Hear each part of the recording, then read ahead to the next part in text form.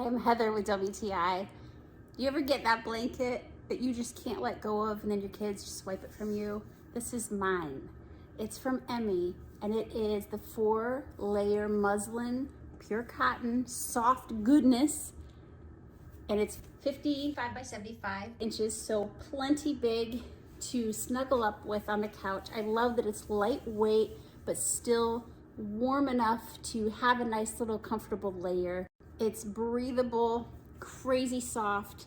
As you can see here, my boy snatched it immediately and covered up with it, wouldn't give it up for 2 days. But eventually I got it back. Just wash and cool.